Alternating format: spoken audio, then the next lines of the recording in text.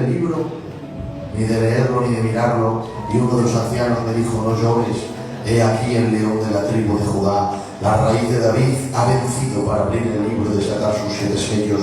Y miré y vi que en medio del trono y de los 4 seres vivientes, en medio de los ancianos, estaba en pie un cordero como inmolado, que tenía 7 cuernos y 7 ojos, los cuales son los 7 espíritus de Dios enviados por toda la tierra. Y vino y tomó el libro de la mano derecha del que estaba sentado en el trono, y cuando hubo tomado el libro, los 4 seres vivientes y los 24 ancianos se postraron delante del cordero.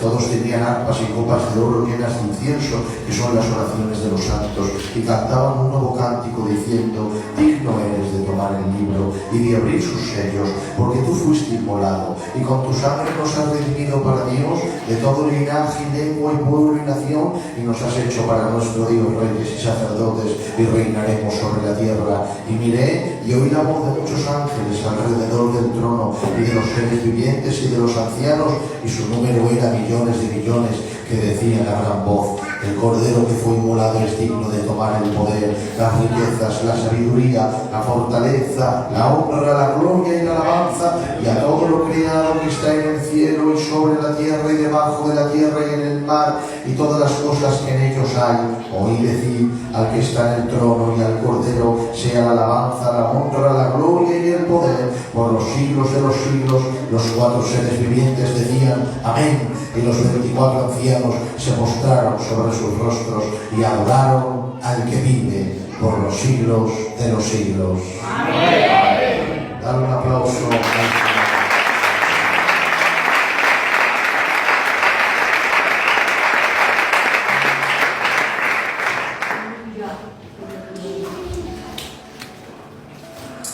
Amén. Bueno, el capítulo de verdad que es leerlo y yo creo que ya es para llorar.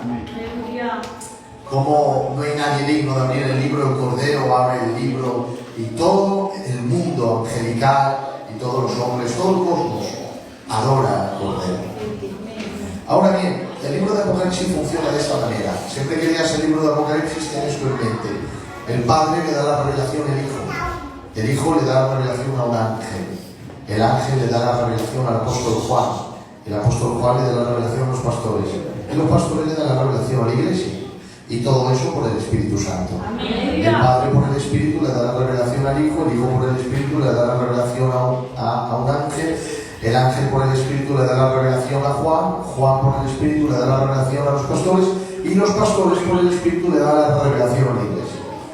Ahora, si tú te das cuenta, del capítulo 1 al capítulo 3 de Apocalipsis, hay 7 iglesias en Asia Menor, y el Señor habla a esos pastores junto a las iglesias.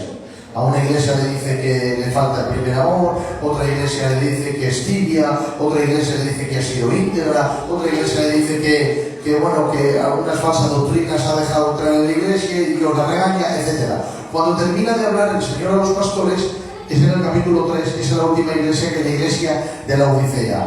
Cuando termina de hablar en la iglesia de la Odisea, empieza el capítulo 4. Y el capítulo 4 empieza de esta manera: se abre una ventana en el cielo, sale de allí un ángel y le dice a Juan: sube. Juan está en la isla de Patmos y él sube. Seguramente que subió en el espíritu, en un éxtasis, en una visión lo que tenía. Pero él sube en el capítulo 4. Cuando él sube en el capítulo 4, empieza el capítulo 5, que es lo que acabamos de leer. Él ve al Señor Dios, el Dios Padre, sentado en el trono. El Padre tiene el brazo extendido, en la palma de la mano tiene el Señor un libro, y está bien cerrado, nadie lo puede abrir. A continuación viene un ángel fuerte que, sin mirar el libro, él pregona a gran voz: ¿quién es digno de abrir el libro y desatar sus 7 sellos? Porque estaba bien cerrado con 7 sellos. ¿Quién es digno de abrir el libro y desatar sus 7 sellos? El ángel, a continuación de hacer su propia pregunta, él va a responder su pregunta porque quiere encontrar a alguien, y va a buscar a alguien. Busca en el cielo, busca en la tierra, busca debajo de la tierra, se mete en el mar, debajo del mar, y vuelve al cielo para responder su propia pregunta. Él preguntó: ¿quién es digno de abrir el libro? Y respondió: no hay nadie digno de abrirlo, ni siquiera de mirarlo. Ahora la pregunta sería: ¿qué contiene el libro que lo hace tan digno? Que no hay ni siquiera un hombre que lo pueda mirar. O sea, una mirada. Tan profundo es el libro que no se puede mirar. El libro lo que contiene es la gran tribulación. Porque cuando el libro lo abre el Cordero, sale el caballo blanco, que es el anticristo. Hace un pacto con los palestinos, se crea una falsa paz, y cuando se rompe la paz, cuando dicen paz y seguridad, viene la destrucción. Por eso detrás del caballo blanco está la guerra, y detrás está el hambre, y a continuación la muerte. Porque toda guerra trae hambre, trae muerte. Es decir, está hablando de la gran tribulación, y que la gran tribulación es la ira de Dios contra los pecadores por no haber aceptado el mensaje del Evangelio. Ahora, si te das cuenta, el libro se abre en el capítulo 5, pero Juan es arrebatado en el capítulo 4. Quiere decir que hasta que Juan no sube, la tribulación no baja. Y es exactamente como ocurrirá con la iglesia del Señor. Nosotros creemos que vienen unos juicios terribles de Dios a la tierra, pero también creemos de que antes de que los juicios bajen, la iglesia ha subido para estar con Cristo en el cielo. Es exactamente así, y si te das cuenta, la cronología de la Biblia está hecha por los hombres, pero providencialmente Dios que diga las cosas. Si te das cuenta, el capítulo 4 de Primera de Tesalonicenses y capítulo 5 de Primera de Tesalonicenses está exactamente como Apocalipsis capítulo 4 y Apocalipsis capítulo 5, porque en el capítulo 4 Juan sube y en el 5 la tribulación baja. Por eso dice Pablo en Primera de Tesalonicenses 4: no quiero que lloréis como aquellos que no tienen esperanza por los que han muerto en Cristo, porque si creemos que Jesús murió y resucitó, así Dios traerá con Jesús a los que durmieron en él. Por lo cual os digo esto en palabra del Señor: nosotros que vivimos, que habremos quedado, no precederemos a los que durmieron, porque el Señor mismo, con voz de mando, con voz de arcángel, con trompeta de Dios, descenderá del cielo, y los muertos en Cristo resucitarán primero, y luego nosotros, los que habremos quedado, seremos arrebatados juntamente con ellos para recibir al Señor en el aire y estar así siempre con el Señor. Eso es el capítulo 4, está hablando de la venida, del reencuentro entre los resucitados y los transformados, cómo nos reunimos a la mitad del camino, cómo al reunirnos el Señor nos lleva a las moradas celestiales. Pero ahora empieza el capítulo 5 y dice Pablo acerca de los tiempos y las ocasiones: no tenéis necesidad de que os escriba, porque yo ya os dije que el Señor vendrá así como ladrón en la noche. Cuando digan paz y seguridad, vendrá sobre ellos destrucción repentina. Si tú te das cuenta de los verbos, Pablo en Primera de Tesalonicenses 4, él se mete en el arrebatamiento. Él dice: nosotros que vivimos, que habremos quedado, no precederemos a los que durmieron. El Señor mismo, con voz de mando de arcángel y trompeta de Dios, descenderá, y los muertos en Cristo resucitarán primero, luego nosotros. Él no se mete ni siquiera entre los que mueren, él se mete entre los que aquellos que ven la venida del Señor, se mete entre los vivos. Nosotros que vivimos, que habremos quedado, no precederemos a los que murieron. El Señor mismo, con voz de mando de arcángel y trompeta de Dios, descenderá, y los muertos en Cristo resucitarán primero, y luego nosotros, los que habremos quedado, seremos arrebatados. Él se mete en el arrebatamiento, pero cuando habla de la gran tribulación dice: cuando digan paz y seguridad, vendrá sobre ellos. Ya no te metes ahí, Pablo. No, es que yo ya no estoy en el 5, yo me fui en el capítulo 4, porque si yo no me voy, la tribulación no viene. ¿Y qué cosas? Porque yo sé que eso, los capítulos, eso lo ha separado el hombre, no lo ha hecho Dios. Este es el libro de Dios. Pero los capítulos lo han separado el hombre. Pero con qué precisión el Señor sabía dónde tenían que pararlo y dónde tenían que seguir. Capítulo 4, Pablo se va. Capítulo 5, la tribulación viene. Exactamente como en Apocalipsis. Capítulo 4, Juan sube para arriba. Capítulo 5, la tribulación viene. Ahora la pregunta sería: ¿por qué no hay nadie digno de abrir el libro y de desatar sus 7 sellos? Bueno, esto es fácil, hermanos. Porque como el libro contiene la ira de Dios, y la ira de Dios se derrama sobre cualquier pecado, el que abre el libro tiene que ser tan digno como el que lo sostiene. Claro, por eso el ángel busca en el cielo y no hay nadie digno, y en la tierra pues tampoco. Se mete debajo del mar. Mira, no sé si alguna vez, seguramente, a mí me ha pasado, se me ha perdido algo importante, empieza a buscar por casa y te metes en sitios donde nunca has buscado, porque necesitas encontrar lo que buscas. Pregunto yo a este ángel, ¿por qué te metes en el agua y debajo del mar? Si allí lo único que hay son tiburones y peces. ¿Qué pretendes debajo de la tierra si no hay nada? Lo que diría el ángel es que estoy desesperado, Pedro. Estoy buscando a alguien digno y no he encontrado a nadie. He buscado en el cielo donde están los santos. He buscado en la tierra donde están los pecadores y los santos en proceso. Bueno, y como no encuentro a nadie, pues me vuelvo loco y me meto ya debajo de la tierra, me meto en los abismos y en la fuente de los mares. Quiero encontrar a alguien, pero he descubierto algo, que mi pregunta era: ¿quién es digno de abrir el libro? Y he visto tanta dignidad en el libro y tanto pecado en el hombre, que si la pregunta era quién era digno de abrirlo, tengo que responder que no hay nadie ni siquiera digno de mirarlo. Cuánto no pecado tiene el hombre y cuánta dignidad no tiene el libro. Claro, la Biblia dice que la ira de Dios se revela contra toda injusticia de los hombres que detienen con injusticia la verdad. La ira de Dios se revela contra el pecado. El ángel tiene en ese momento los ojos de Dios. Está mirando a alguien a ver si hay alguien digno y no encuentra. No hay nadie digno en el cielo, no hay nadie digno en la tierra, no hay nadie digno debajo de la tierra, no hay nadie digno en los mares. Busca y no lo encuentra. No hay nadie digno, en otra palabra, no hay nadie digno tan grande que Dios. Dios es el único digno que puede sostener el libro. Nadie se puede acercar, porque si el pecador abre el libro, como el libro contiene la ira de Dios contra el pecado, si sale la ira de Dios del libro y el pecador lo abre, el primero que es destruido es el primero que lo abre. Tiene que abrirlo a alguien tan digno que la ira de Dios salga, se fije en él y no encuentre una mota de maldad ni de pecado. Es decir, le tiene que dar a él las riendas para que él administre aquella ira. Y el ángel busca y no hay nadie. Pero ahora nosotros sí podíamos darnos cuenta y decir: bueno, quizá no soy digno, o el otro es digno, o el pastor fulano es digno, o el profeta fulano es digno. Pero el ojo de Dios miró y no había profetas dignos, ni apóstoles dignos, ni discípulos dignos, ni patriarcas dignos. Todos habían pecado. El pecado había contaminado a todos. Amén. Ahora, ¿tanto ha contaminado el pecado que no hay nadie digno de abrir el libro de Dios? Ninguno se ha cuidado. Desde que nace Adán hasta ahora no hay nadie. Por ejemplo, Moisés. ¿Cuántos creen de aquí que Moisés era un hombre de Dios? ¿Lo crees? Moisés era un hombre de Dios. Mira si era un hombre de Dios que Aarón y María eran sus hermanos mayores y están criticando a Moisés, no lo sabe. Baja el Señor en una nube al tabernáculo de reunión y dice: Aarón, Moisés y María, venid. Cuando viene, dice Aarón y Moisés: ¿qué quieres, Señor? Dice: ¿qué es lo que quiero? Moisés, Aarón y María han estado hablando mal de ti. Aarón le mira a Moisés y Moisés a Aarón dice: ¿es verdad? Sí, como dice el Señor, como se está criticando. Se enfada el Señor y dice la Biblia que María sale leprosa con su cuerpo.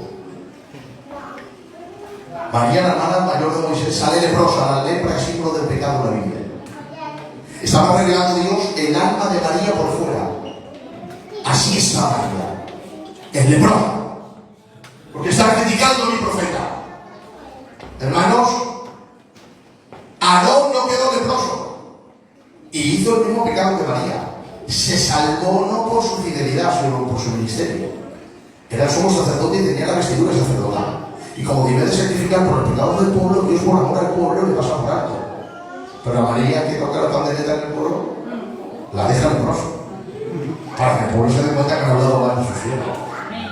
En ese momento, Moisés le dice: ¡ay, Señor, perdónala, que es mi hermana!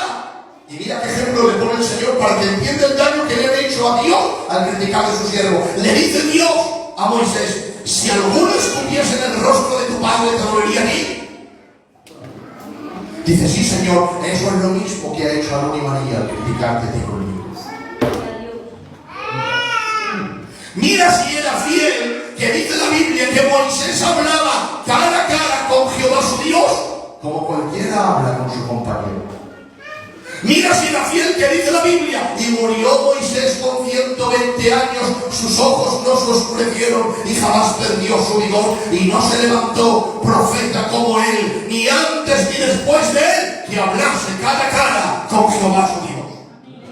Mira si era importante que en ese momento, cuando Dios le dice a Moisés que de la misma manera que si escupiesen en el rostro del padre de Moisés le haría daño a Moisés, y que así le han hecho con él hablar mal de su siervo, se quedó Dios mirando a Aarón y María y dice: y aquí en adelante a todos los profetas los hablaré en sueños y en visiones, pero a mi siervo Moisés no, a él le hablaré cara a cara y no por figuras, porque él ha sido fiel en toda mi casa. Tenía un ministerio polifacético, era juez, gobernador, predicador, pastor, legislador, intercedor, estratega militar, ministro de salud, ministro de economía, adorador, compositor, profeta. El hombre que hablaba con Dios, que levantaba sus manos y Dios enviaba juicios, que Faraón le tembló siendo él un pastor de ovejas. ¿Quién es este Moisés que Dios le hizo nacer y lo guardó durante 3 meses, lo protegió en el lino? Es el hombre que más ha visto milagros sin entender ninguno. Empezó Dios a hacer milagros cuando ni siquiera él tenía fe, porque Dios lo guardó en el nido y él no podía creer porque no sabía nada de Dios. Le guardó en palacio cuando él todavía no conocía a Dios, y luego se le mostró a él cuando él todavía no sabía quién era. De hecho, Dios él le dice: ¿quién eres? Y Dios le dijo: yo soy el Dios de tu padre Abraham, Isaac y Jacob. Y dice la Biblia que Moisés se tapó porque tuvo miedo de mirar a Dios. Oh, qué hombre de Dios tan glorioso. Y digo yo, ¿no es digno Moisés de abrir el libro? Pues no, hermanos, ¿sabes por qué? Porque dice la Biblia que antes de encontrarse con Dios mató un egipcio. Cuando se encontró con Dios en la zarza, le dijo Dios: mete la mano en el corazón. Metió la mano en el corazón y sacó la mano leprosa. Amén. La lepra, símbolo del pecado. Le estaba diciendo Dios: eso eres tú. Vuelve a meter la mano en tu corazón. Dice que metió la mano en el corazón y sacó la mano y estaba limpia. Le estaba diciendo Dios: eso es lo que yo voy a hacer contigo ahora que te has encontrado conmigo. Pero no solo eso, dice la Biblia que después de convertido cometió el mayor pecado que hubiese cometido antes de convertirse. Me puede decir, hermano Pedro, es imposible. Un pecado más grande que asesinar a un egipcio, cometió un pecado más grande. ¿Sabes cuál fue? Dice la Biblia que el pueblo tenía sed y le dijo: Moisés, tenemos sed. Y le dice, dice Moisés: Señor, el pueblo tiene sed. Y le dice Dios: vete a la peña de Oreb, alza tu vara. Ese alzar la vara en hebreo es lo mismo que castigar el pecado. Alza la vara y golpea la roca, y yo la quebraré. Y dice la Biblia que cuando golpea la peña de Oreb se quiebra, pero puedes ver en YouTube, esa piedra de Oreb aparece, una piedra grande y está partida por la mitad. El Señor quebranta la piedra de Oreb y empieza a salir agua para 2 millones de personas. Qué glorioso, el pueblo se sacia, pero al ratito, a los días, el pueblo vuelve a tener sed. Vuelve Moisés, pero con un mal carácter.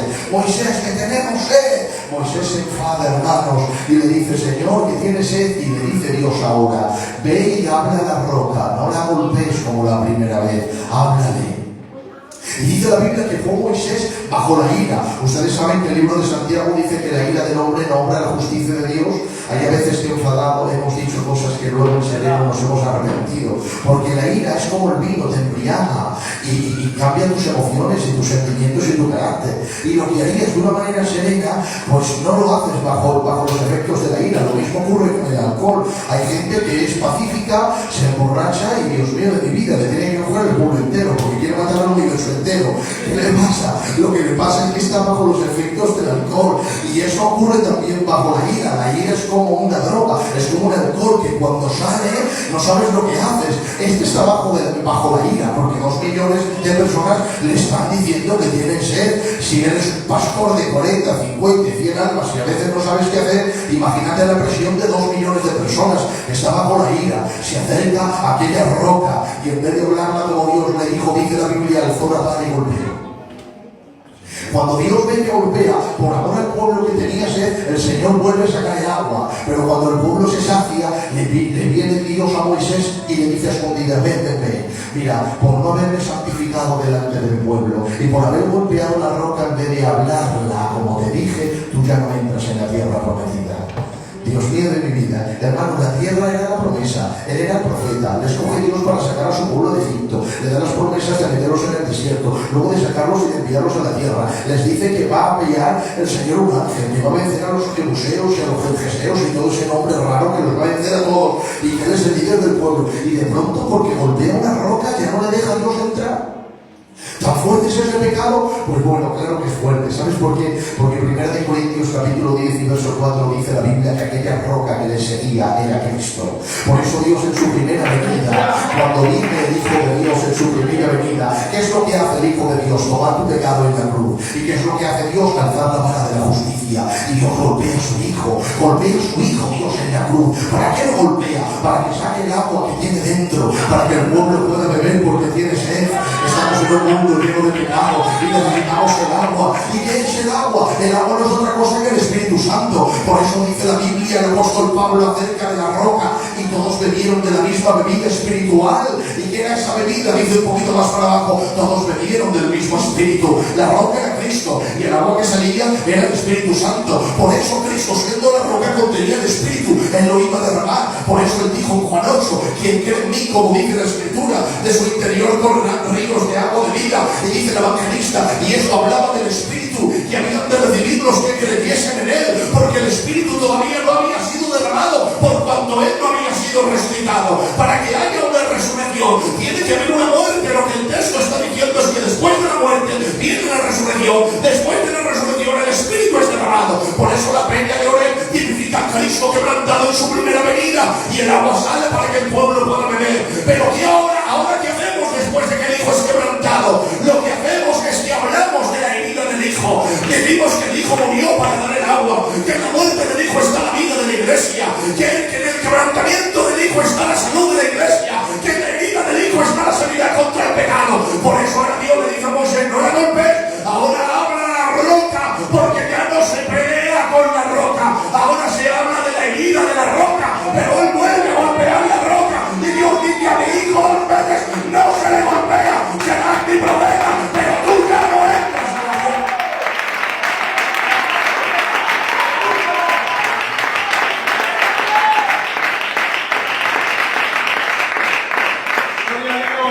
Dios está aquí.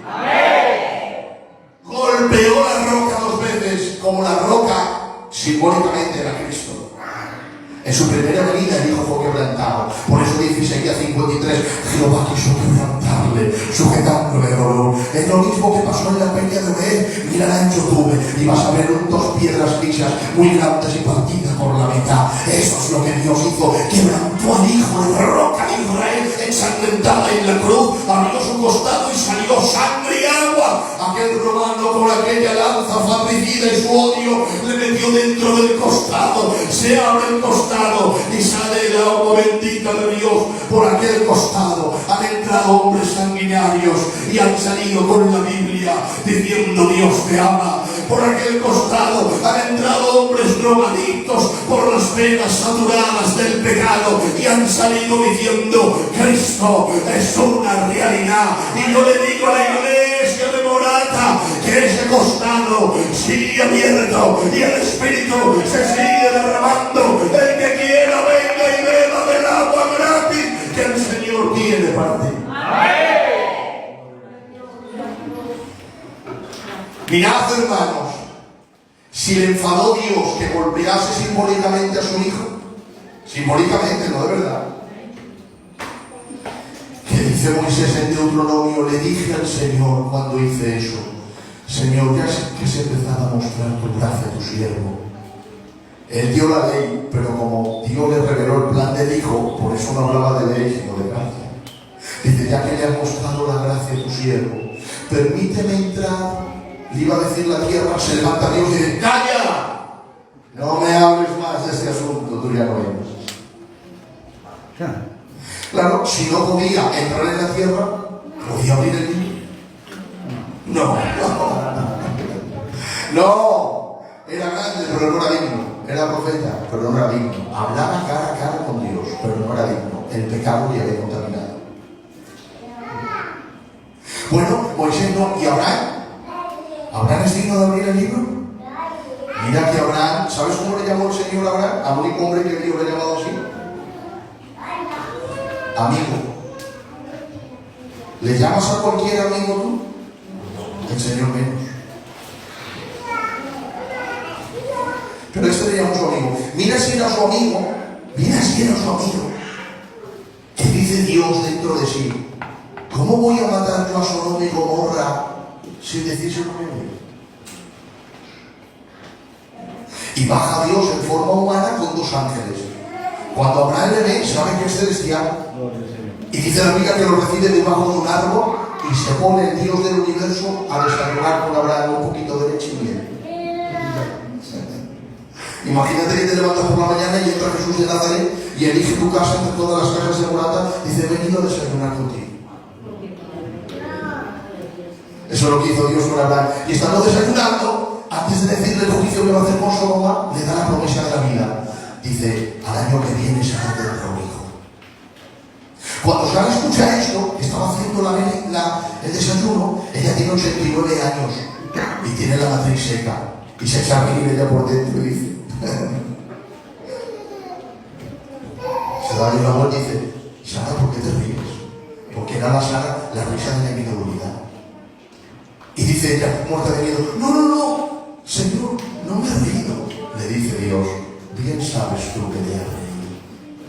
Se da la vuelta a Dios y le dice a Abraham: al año que viene Sara tendrá un hijo. ¿Sabes cómo le vas a llamar? Isaac. ¿Sabes qué significa Isaac? Reza. En otras palabras, no te ríes tú de mí, yo me reiré de ti, pondré presenta nuevo en ti, pondré una al año que viene Abraham será padre. Y cuando Dios termina de darle la promesa, ahora dice: venga, levantaos. Y se van al campo los 3 y Abraham. Y le dice Dios a los criados, a los ángeles: id vosotros a Sodoma, que yo me quedo con mi amigo. Y cuando ellos se van, le echa Dios el brazo por encima y le dice: tengo algo que decirte, amigo.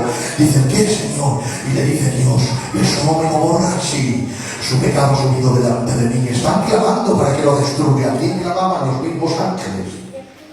Los mismos ángeles clamaban por la destrucción de Sodoma al ver que el pecado subía y subía y subía, porque sabes que los ángeles también ven eso y se indignan porque saben lo santo que es Dios. ¿Sabes lo que hicieron los ángeles en Ezequiel? Dice la Biblia que vieron al Señor en el templo. En el templo los ancianos estaban adorando al sol, otros adorando a Estaré, estaban en idolatría, y el Señor allí en el templo de Salomón. Y dijeron los querubines: no aguantamos que el Señor esté ahí. Se metieron en el templo y dice la Biblia que lo sacaron y el Señor se resistía. Y lo sacaron del lugar santísimo, el santo, del santo al atrio, y al final lo sacaron a la fuerza, hermanos, claro, Dios dejándose a la fuerza, pero eran los ángeles que lo sacaron, porque los ángeles custodian la gloria de Dios, eran ellos mismos que clamaban: destruye esta ciudad, hasta que al final el Señor dijo: lo voy a hacer. Y ahora de pronto se acerca su amigo y le dice: voy a destruir Sodoma y Gomorra.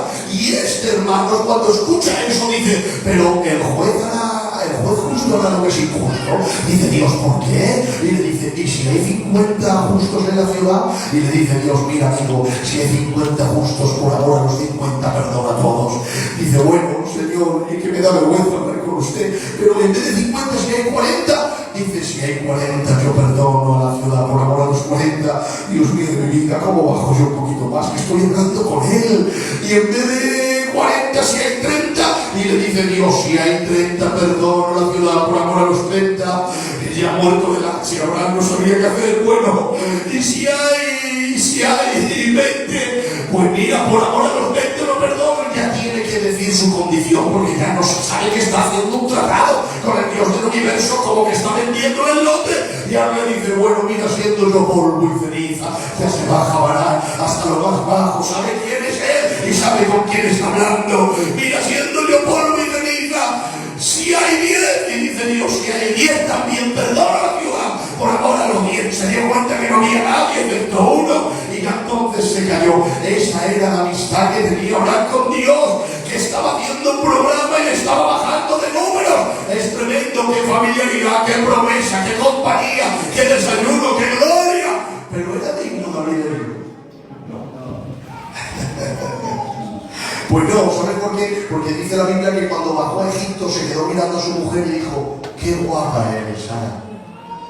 Y resulta que los hombres de aquella ciudad tienen una costumbre: si ven a la mujer guapa, matan al marido y se quedan con la mujer. Cuando bajemos a Egipto, no digas que eres mi esposa ni que eres mi hermana.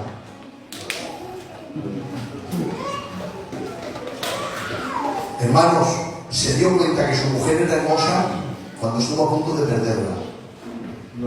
Así hay gente que se da cuenta que Dios es hermoso cuando los problemas grandes vienen a su vida. Antes no se dan cuenta de la belleza de Dios. Hermanos, cuando baja a Egipto, efectivamente el rey se queda mirando y dice: qué guapa es esta mujer. Se acerca donde ellos y dice: hola, buenos días, ¿qué sois? Se queda mirando el profeta y Sara. Dice: eres mi hermana. Dice: rey, gloria. La toma.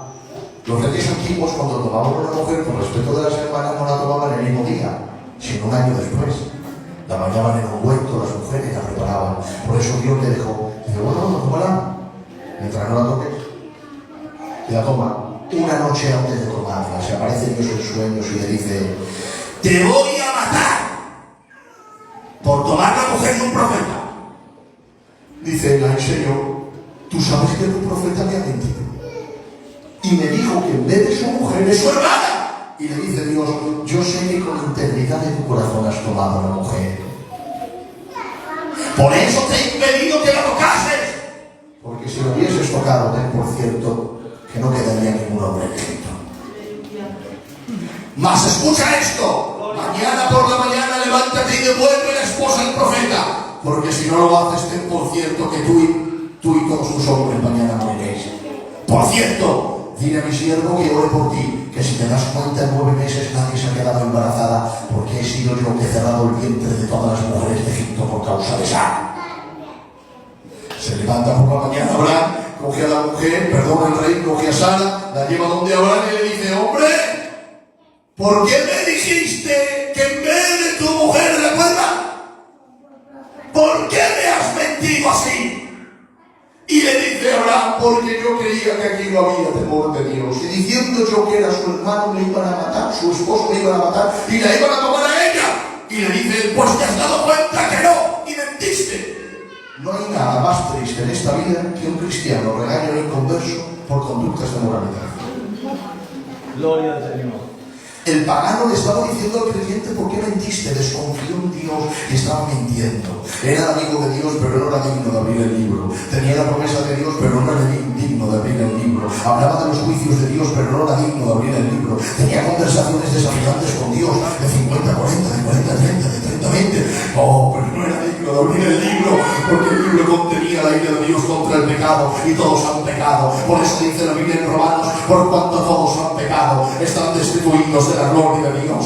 Quien es digno de abrir el libro tiene que ser tan santo como el que lo sostiene. ¿Y quién es tan santo como Dios? Si Él es supremamente santo, si no hay nadie tan grande y tan santo como Él. Él es limpio de manos y puro de corazón. Dios es sumamente santo. De hecho, la Biblia dice: Dios es amor, pero no lo repite en el mismo capítulo. Dios es bueno y no lo repite. Dios es misericordioso y no lo repite en el mismo versículo. Pero de la santidad de Isaías 6, Él es santo, santo, santo. Es el atributo de Dios elevado a la tercera potencia. Ustedes saben que los evangélicos siempre hemos dicho que cuando la Biblia dice santo, santo, santo es para la Trinidad, Padre, Hijo y Espíritu Santo, pero no es así. Es un superlativo hebreo. ¿Qué significa un superlativo hebreo? Cuando los hebreos querían dar importancia a algo que ellos querían decir, lo repetían 2 veces. Por eso Cristo, que tenía importancia todo lo que decía, repetía siempre: de cierto, os digo. Pues los ángeles, viendo que los hebreos repiten las cosas para dar importancia, ellos dicen: ¿cómo podemos exaltar la santidad del que está en el trono? Ellos lo repiten 2, nosotros lo digamos 3. Eres santo, santo, santo, su gloria llena toda la tierra.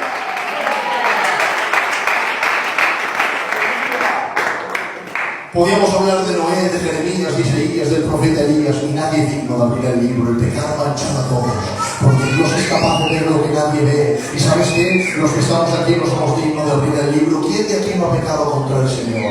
¿Quién de aquí no ha pensado mal? ¿Quién de aquí no ha dicho una palabra fea? ¿Quién de aquí nos ha enfadado con un hermano o una hermana y no le ha hablado un día? ¿Quién de aquí ha hecho cosas que no le han dado al Señor? Todos los que estamos aquí. No hay nadie digno de abrir el libro ni desatar sus 7 sellos. Aleluya. ¿Y sabes qué dice la Biblia? Entonces yo, Juan, lloré mucho. Claro, porque ¿sabes qué, Morata? Ahí tenía nombre de futbolista.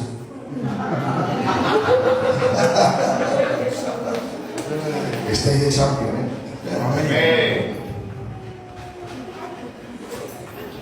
¿Sabes digno de abrir el libro, la ira de Dios no se derrama. Si Dios no juzga el pecado sigue su curso. ¿Qué viene con el pecado? La muerte y las lágrimas. El pecado triunfa. Por eso Juan llora. No hay nadie digno de abrirlo. No hay quien juzgue el pecado. El pecado ha vencido. Pero es que resulta que no había nadie digno, ni reyes, ni profetas, ni sacerdotes. Por eso Juan sale llorando. ¿Sabes dónde está Juan? Juan no está en la tierra. Juan está en el cielo, donde no se llora. Pues es el único hombre que lloró y estaba llorando por las consecuencias del pecado. ¿Sabes que todas sus lágrimas se deben a que Adán pecó? Si Adán no hubiese pecado, nosotros no hubiésemos llorado. Y entonces Juan está en el cielo y sigue llorando porque ve que el pecado tiene una magnitud tan grande que ha manchado a todos. Es que el pecado ha hecho un mar de lágrimas humanos, no se libra a nadie. Por eso Juan está llorando. No hay nadie digno de abrir el libro.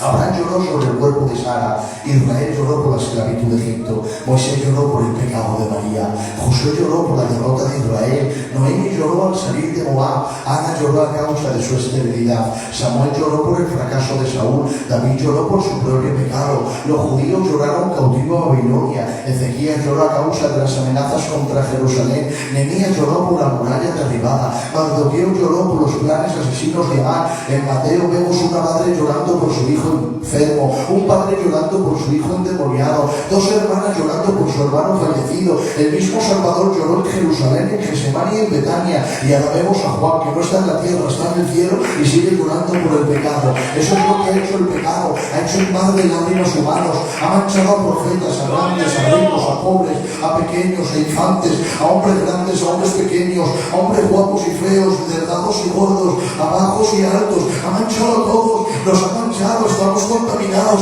no hay nadie digno. Pero mientras Juan llora porque cree que no hay nadie digno, porque el pecado ha manchado a todos, se levanta un anciano en el cielo, sale corriendo con un mensaje. Juan, el mensaje es: cesa de llorar, ni una lágrima más. Él diría por dentro: ¿cómo no voy a llorar? Si el pecado ha manchado a todos, nadie es digno de abrir el libro. Dios no juzga el pecado sigue su curso y la muerte ha reinado que nace de él. Pero de momento el anciano le dice: no, hay uno que no ha pecado. Juan diría: ¿pero quién? La respuesta del anciano es: he aquí el león de la tribu de Judá, la raíz de David. Él ha venido para abrir el libro de sacar su ser. Gracias, Jesús. ¿Quién es este Jesús de Nazaret que ha vencido lo que nadie puede vencer? Él ha vencido el pecado. Es que esto es tremendo. Porque para David, para Goliat, Dios sería David. Para Senaquerib, Ezequías. Y para Moisés o Faraón. Pero ¿quién venció el pecado? Solamente Aleluya. el Hijo de Dios. Amén. Hermanos, cuando nació, mira esto, es tremendo. Cuando nació, le dice el ángel de la Virgen a María: el santo ser que nacerá. La palabra ser es espíritu, alma y cuerpo. Quiere decir que todo su ser, toda su alma, todo su espíritu y todo su cuerpo era el santo. Pero es que en el original griego no dice el santo ser, dice lo santo que nacerá. El santo. Pero escucha esto: cuando se hizo grande, caminó por la tierra, los demonios le veían, y dice la Biblia que no le decían: tú eres el fuerte de Dios, tú eres el grande de Dios. Decían los demonios: sabemos quién eres. Tú eres el santo. Cuando estaba en la cruz y murió, expiró, y al ver el suspiro el romano, ¿qué suspiro no vio? ¿Qué limpio era? Que dijo el romano: este hombre era santo. Y atención a esto: cuando estaba en la cruz, su cuerpo muerto, frío e inerte, en una tumba y en una piedra fría e inerte, dice el Salmo 26 al Espíritu Santo: no dejarás que tu santo vea corrupción. Estaba en el sepulcro y el Espíritu Santo le seguía llamando santo. Oh, antes de nacer era santo, en el pesebre era santo, por la calle los demonios le decían: él es el santo de Dios. En la cruz el romano decía: este hombre es santo. En el sepulcro el Espíritu Santo decía: no dejarás que tu santo vea corrupción. Mira si era santo, que el cordero se tenía que inspeccionar 3 días antes del sacrificio. Si tenía una mancha no valía. Por eso dice la Biblia que en el bautismo el Padre le mira y le ve sin una mancha, dice: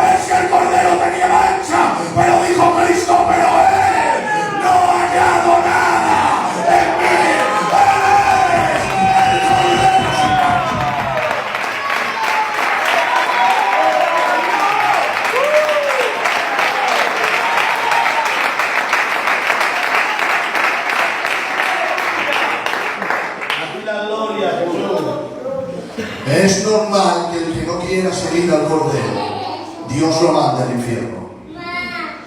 Porque no tiene mancha. Gracias. Y encima murió por ti. Gracias. Aleluya. Él está aquí. Amén. Sígueme por aquí. Yo estoy sintiendo la presencia de Dios. Amén. Dios está aquí. Aleluya. ¿Te das cuenta el Salvador que tienes? Amén. Venció por ti lo que tú 100% no podías vencer. El pecado. ¿Sabes lo que es vivir 33 años y no tener un solo mal pensamiento? Una sola mala palabra.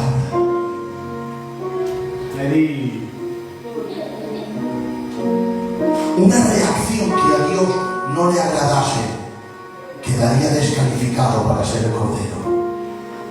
Nuestra salvación dependía de la obediencia perfecta del Hijo. Aleluya. Y me puedes decir, hermano Pedro, ¿por qué yo soy librado del pecado? Si he pecado como el que más. Te lo voy a decir.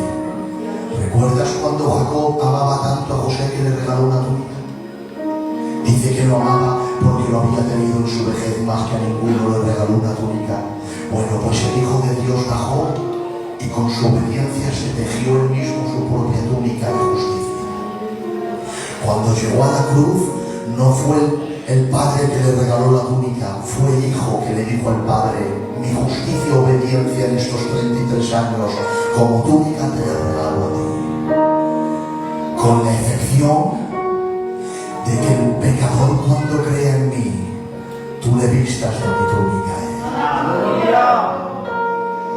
Y ahora dice la Biblia que cuando le llevaron a Jacob la túnica de su hijo, dice la Escritura, y Jacob reconoció la túnica de José. Es lo mismo que nos pasa a nosotros. Hemos pecado, pero al creer en Cristo Dios nos ha vestido de la justicia que el Hijo ha tenido 33 años de justicia. Y cuando somos revestidos, el Padre reconoce la túnica de su Hijo. No es por nuestra justicia, es por su justicia. No es por nuestra obediencia, es por su obediencia. No es por nuestras obras, es por su obra. No es por ley, es por gracia. Era muerto y dice Pablo: ¿o no sabéis que los que habéis sido obligados de Cristo estáis revestidos? Tengo los pelos de punta. Tremendo lo que Dios ha hecho en mi hermano. Mira si Dios tenía que contaminar el pecado del mundo, que cuando Adán pecó se manchó el cielo, la tierra y las estrellas. Te lo muestro bíblicamente. Dice Job: ni las estrellas son limpias delante de sus ojos. Mira esto tan profundo, tan profundo, tan profundo, que llevo toda mi vida leyendo la Biblia y lo he descubierto hace un mes. Cuando el sumo sacerdote hacía expiación por el pecado del pueblo en el día de Yom Kippur, le decía Dios al sumo sacerdote: primero haz expiación por el santuario. ¿Y por qué por el lugar santísimo? Pero si el lugar santísimo son cortinas, no ha pecado contra Dios. Como todo el año entraba sangre por el pecado del pueblo, al echarle sangre en la cortina, Dios veía que la cortina se contaminaba. Y decía Dios: harás primero expiación por el santuario y luego por el pueblo. Pero es que resulta que el libro de Hebreos capítulo 9 dice: fue pues necesario que las figuras de las cosas celestiales fuesen purificadas con sangre, pero las celestiales mismas con mejores sacrificios que estos. Es que si te das cuenta, el tabernáculo de la tierra era una pequeña réplica del tabernáculo que tiene Dios en el cielo. Por eso Juan ve a Cristo entre los candeleros de oro. Es que en el lugar santo estaba el candelero. Luego en el capítulo 19 está en el altar del incienso, porque en el lugar santo estaba el altar del incienso. Y en el capítulo 20 se abre el templo de Dios, no aparece el arca, porque en el lugar santísimo estaba el arca. Por eso le dijo Dios a Moisés: haz las cosas como has visto, según el modelo. El santuario que yo tengo arriba también lo quiero tener en réplica abajo. Pero resulta que el pecado de Adán contaminó el santuario celestial, y ahora Cristo, el Cordero de Dios, al final de los tiempos entra en el lugar santísimo y purifica el santuario por medio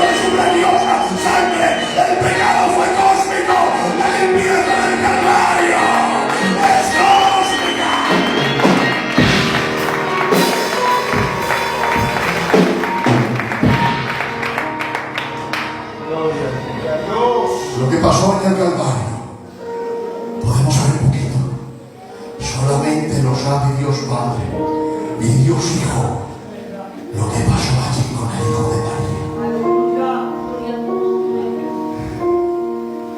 Aleluya. Por eso dice el Salmo: ¿quién subirá al monte del Señor? El puro de manos y el limpio de corazón, y el que no ha llevado su alma a cosas vanas y jurado un falso. Este estará en mi monte. Pregunta: ¿quién puede subir al monte? Ninguno. El que no ha mentido, ha llevado su alma a cosas vanas, el que no ha jurado un falso. Ninguno. Desde Adán hasta ahora, ninguno. Entonces la pregunta es: ¿entonces quién sube al monte? Ahora dice el Salmo: abrirnos puertas eternas y entrará el Rey de Gloria. Pregunta a los ángeles: ¿quién es este Rey de Gloria? Y él responde: yo, Jehová, el Rey de Gloria. Si dice abrirnos puertas eternas, es porque salió. ¿Y quién salió? Salió el Hijo del cielo a la tierra y luego volvió. Y el Salmo pregunta: ¿quién subirá al monte del Señor? El puro de manos, el limpio de corazón, el que no ha llevado su alma a cosas vanas. Por eso los ángeles preguntan: ¿quién es este que viene hasta el monte? ¿Quién se atreve a llamar a las puertas eternas? ¿Quién tiene las manos limpias, el corazón puro y el que no ha llevado su alma a cosas vanas? El Hijo entonces dice: soy Jehová de los ejércitos, el Rey de la gloria. Abridos puertas eternas. Y usted me dirá: vale, hermano Pedro, el Hijo es obediente y él puede entrar, pero yo no. Yo he pecado, yo he mentido. ¿Sabes qué pasó en la cruz? Que cuando estabas en la cruz, Dios te metió en Cristo. Cuando Cristo murió, tú moriste con él. Cuando fue resucitado y sepultado, tú fuiste sepultado con él. Cuando resucitó, tú resucitaste con él. Y cuando él subía, tú subías con él. No era por tu justicia, era por la suya. Abriros puertas eternas y entrará el Rey de Gloria. ¿Quién entra a la cabeza? Y como entra a la cabeza, el cuerpo entra con él. Amén. Ha sido por Cristo. Aleluya. Y ahora dice la Biblia: entonces vino y tomó el libro de la mano derecha del que estaba sentado en el trono.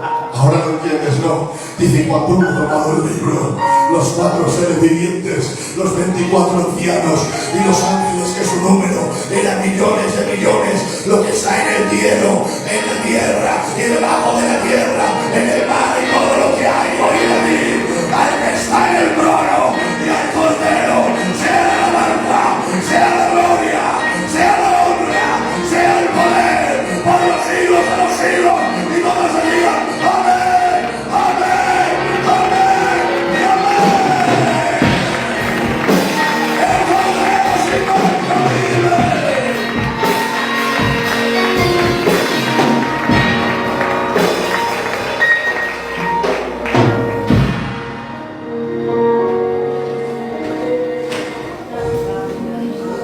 ¿Sabes Dios? Amén. Gracias. Termino con esto. Gracias, Dios. Dice: no llores, el león ha vencido.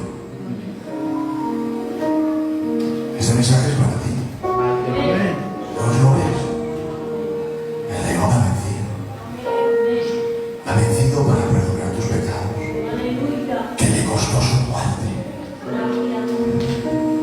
Porque si me dices, hermano Pedro, si él no pecó, ¿por qué murió? Porque pecaste tú. La paga del pecado es la muerte. Tú tenías que pagar con tu vida y yo con la mía. Entonces él me dijo: Padre, permíteme a mí pagar lo que ellos deben. Lo pagaré con mi vida. Y tú sabes que mi vida, mi sola vida, vale más que toda la vida de ellos. Amén. Amén. Y dijo Dios: a cambio de tu vida, me cobro yo el pago de cientos y millones de vidas. Porque si te pongo en la balanza, entre todos y tú, pesas más que todos. Gloria. Aleluya. Aleluya. Es precioso, Hijo de Dios. Ay, Todavía no lo sabemos. gracias. Cuando vayamos al cielo nos daremos cuenta quién estábamos sirviendo. Es precioso, Hijo de Dios. ¿Y qué dice el ángel, el anciano? No llores, el león ha vencido. Dice la Biblia: me volví para ver al león y vuelto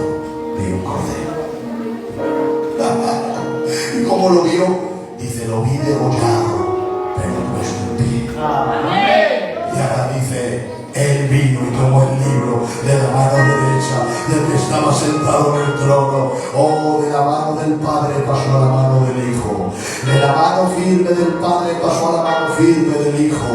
De la mano sanada del Padre pasó a la mano llamada del Hijo. El Padre sentado en su trono y el Hijo sangrando. Y pasa de la mano del Padre a la mano del Hijo. Y cuando Él toma el libro, es Él quien ministra ahora la ira de Dios, porque en su primera venida vino a morir por tus pecados, en su segunda vendrá a juzgar el pecado de los que no se han arrepentido. Por eso dice el libro de Apocalipsis, escondednos del rostro de aquel que está sentado en el trono y de la ira del Cordero, porque el gran día de su ira ha venido. ¿Y quién podrá sostenerse en pie?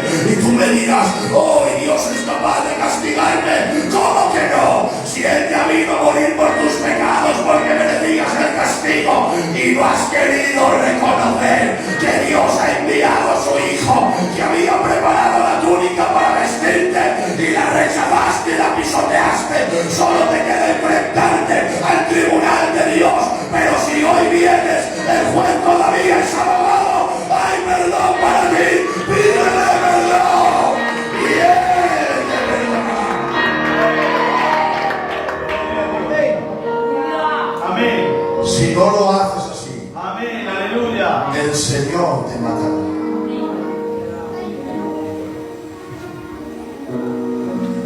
El Cordero murió. Eres digno. Y dice, me volví y le vi. Yo digo a la iglesia de Morata, el ángel dijo, ¿quién es digno de abrir el libro? Y buscó, buscó en el cielo, la tierra, el mar debajo de la tierra. Hizo una búsqueda grande. Pregunto, ¿había alguien digno?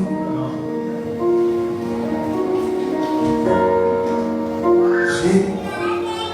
¿Sabe quién pasó? El león. Y yo como que le dijese al ángel, pero ángel, ¿qué te pasó? Es como que me dijese, Pedro, tú me eres el más grande de mi vida angelical. Busqué en todos, menos el que tenía que haber buscado. Si le hubiese buscado a él, me hubiese ahorrado el viaje. A veces buscamos en fuentes que no retienen agua, pero si le buscáramos a él, fuente de agua de vida que hace de hombres comunes héroes de la fe, nos ahorraríamos el viaje. Pero ¿sabe por qué a Cristo no lo encontró? Porque cuando dijo quién es digno, yo me imagino que se puso la fila de la cama. Abraham, Isaac, Jacob, los patriarcas, los profetas. Buscó Juan en la fila de los famosos y ahí Jesús no estaba. ¿Dónde estaba Jesús? El anciano le dijo, el león está detrás tuya. Ahí estaba Jesús detrás de Juan. ¿Cómo iba a estar en la fila de los famosos cuando uno de los suyos estaba llorando sin entender el plan de la redención? Estaba detrás de Juan, sanando sus heridas y recogiendo sus lágrimas. ¿Sabes? No ha llorado solo, ni ha llorado sola.